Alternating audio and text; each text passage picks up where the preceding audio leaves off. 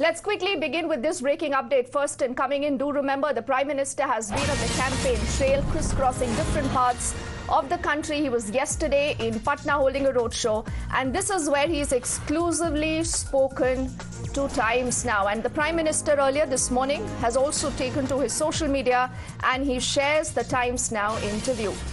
In fact, what you see on your screens is our colleague Amit Kumar exclusively in conversation with the Prime Minister as he was touring the city of Patna in that massive road show.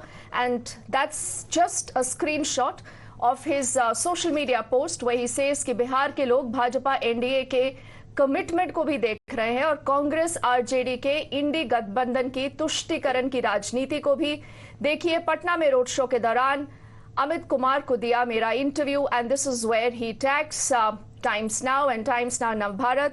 We also have our colleague Aditi joining us from our newsroom right now. So you know, Aditi, the Prime Minister obviously putting out the biggest headline from that interview where he's speaking about Tushtikaran as an appeasement, and he's saying this is where he's spoken to Times Now exclusively on that entire idea that possibly could become very contentious. Well, exactly, Deepti. And you know, if you can remember the 80-minute interview, the explosive interview that Times Now group editor Navika took of Prime Minister Narendra Modi, that also made several headlines. And now an exclusive conversation with Amit Kumar, and that has been mentioned by Prime Minister in his reaction on the social media post X. He says, Bihar के लोग Bhajpa NDA के commitment को भी देख रहे हैं और Congress RJD के इंडी गठबंधन की तुष्टीकरण की राजनीति को भी देखिए। पटना में रोड शो के दौरान Amit Kumar, he has tagged our journalist को दिया मेरा interview, and this is the clipping. You can see how, you know, in a very friendly manner, in a very candid manner, he has spoken to Times Network. Yes, of course. Aditi, for the moment, thank you for getting us that quick insight. And just in case you're wondering what has the Prime Minister said in that big bag interview, sit back and watch highlights of that interview that the Prime Minister gave to Times Now. 2024 चुनाव का सबसे बड़ा मुद्दा नरेंद्र मोदी है। सरकार, सत्ता और BJP NDA प्रधानमंत्री नरेंद्र मोदी के चेहरे पर, उनके काम पर, उनके नाम पर वोट मांग रही है, तो विपक्ष नरेंद्र मोदी को हटाने के लिए, और इसीलिए ये चुनाव खास है। और हमारे साथ खास जो शख्सियत है इस चुनाव के, वो साथ में है नरेंद्र मोदी। ये शोर देखिए, ये लोगों का उत्साह देखिए, और यही बिहार के पटना के रोड शो का माहौल है। और मैं यही पूछना चाहूंगा, प्रधानमंत्री जी आपका स्वागत है टाइम्स नेटवर्क के। जो ये माहौल दिख रहा है, जो हुजूम दिख रहा है पटना की सड़कों पर, ये क्या कह रहा है? अगर एक शब्द में कहना है तो 400 पार। साफ साफ पूरा देश भारतीय जनता पार्टी को, एनडीए को अभूतपूर्व विजय और सारे रिकॉर्ड ब्रेक करने वाला विजय इस चुनाव में निश्चित है। लेकिन अगर कहें तो लालू यादव एक तरह से आरोप विपक्ष आप पर लगाता है कि आरक्षण खत्म करेंगे 400 सीटें लाने के बाद, लेकिन वही वो मुस्लिम आरक्षण के समर्थन की बात कर रहे हैं, उनको देने की बात कर रहे हैं। उसके दो जवाब है। एक, भारतीय जनता पार्टी के पास, एनडीए के पास 2019 से 2024 हमारे पास करीब 400 सीट थी। एनडीए प्लस हम 400 सीट के साथ 5 साल काम किया है, तो ये 400 के कारण ऐसा होगा, ये तो बिल्कुल ही निराधार है। दूसरा, ये बार बार इसलिए बोलते हैं कि उनके पेट में पाप है, और लालू जी के मुंह से निकल गया है कि वे मुसलमानों को आरक्षण देंगे। इतना ही नहीं, पूरा का पूरा देंगे, मतलब एससी, एसटी, ओबीसी वो आरक्षण भी छीन करके मुसलमानों को देंगे।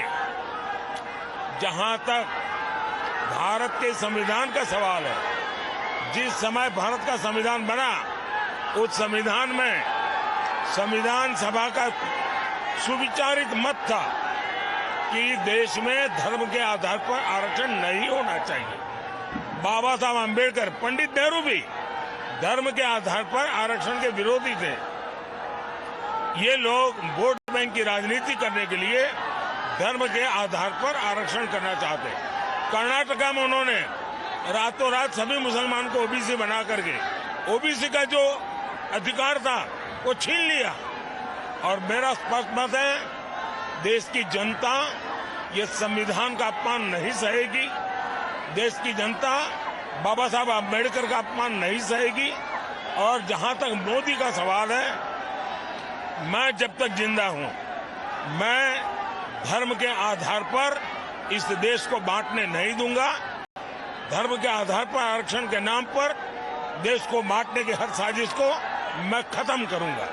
जो विपक्ष का बहुत आरोप है कि ईडी सीबीआई का जो एक तरह से मिसयूज करके लोगों को पकड़ा जा रहा है, खत्म करने की कोशिश की जा रही है, आपको लगता है वो उसके बाद जो धन पकड़ा जा रहा है, जो काला धन पकड़ा जा रहा है, उसको पूरे देश में, दुनिया में, मैंने जो देश के लोग हैं, युवा है, उसको लगता है कि वो वापस आएगा? देश के लोगों ने पहली बार देखा है कि लगातार नोटों के पहाड़ पकड़े जा रहे हैं। नोट गिनने वाले मशीन थक जाते हैं और ज्यादातर पैसे राजनेताओं के हाथ से पकड़े गए हैं, दूसरे ब्यूरोक्रेट्स के हाथ से पकड़े गए, ड्रग माफियाओं के हाथ से पकड़े गए हैं, गन रनर के हाथ से पकड़े गए हैं। तो देश की जनता देख रही है 1.25 लाख करोड़ रुपया पकड़े जाना, और उसके बाद भी अगर आपको तो ईडी की तारीफ करनी चाहिए कि वो कम से कम काम कर रहे हैं, उनको जो तनख्वाह मिलता है उसका ईमानदारी से काम कर रहे हैं। दूसरा, मेरा मत है कि जिसका पैसा गया है, जैसे बिहार में नौकरी के बदले में जमीन ले ली है, जब उसका ट्रेल मिलेगा मैं उन सबकी जमीन वापस मिले इसके लिए सारी कानूनी एक्टिविटी करूंगा। बंगाल में शिक्षक भर्ती, जिन गरीब बच्चों से पैसे लेकर के झूठी नौकरियां दी, उस बंगाल में ट्रेल है कि भी इसके पास से इतना पैसा लिया, पैसे जब्त किए हैं। मैं चाहता हूं गरीबों का जो पैसा है वो मैं वापस लौटाऊंगा। और मैं इसलिए कह रहा हूं कि अब तक हम 17,000 करोड़ रुपीज ऑलरेडी दे चुके हैं। नहीं, सबसे की जो पूरा मोदी मोदी लग गया, पीछे में राम मंदिर का रेप्लिका भी आपको दिख रहा है। ऐसे में एक बड़ा सवाल, विपक्ष कह रहा है कि सरकार बनेगी तो राम मंदिर का शुद्धिकरण करेंगे, क्योंकि नरेंद्र मोदी ने प्राण प्रतिष्ठा किया था। इन्होंने भारत के राष्ट्रपति द्रौपदी मुर्मू जी का अपमान किया है, एक आदिवासी बेटी का अपमान किया है। उद्घाटन तो हुआ था जनवरी में। जिस दिन राष्ट्रपति जी राम मंदिर में पूजा करने गई, उसके दूसरे दिन कांग्रेस ने बयान दिया कि अब हम मंदिर का शुद्धिकरण करेंगे। मतलब ये आदिवासियों का अपमान है, नारी का अपमान है, राष्ट्रपति पद का अपमान है, रामलला का अपमान है, राम मंदिर का अपमान है। ये क्या भाषा बोल रहे हैं लोग?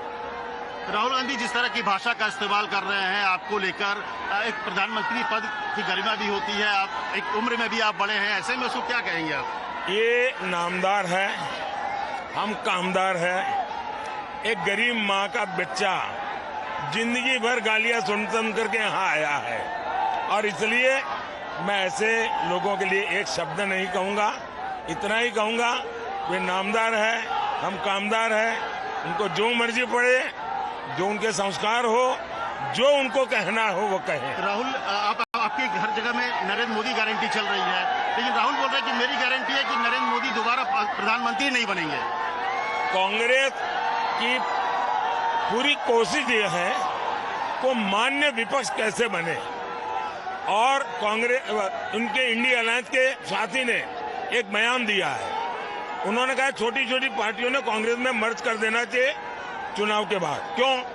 क्योंकि उनको मालूम है कि अकेली कांग्रेस मान्य विपक्ष नहीं बन पाएगी।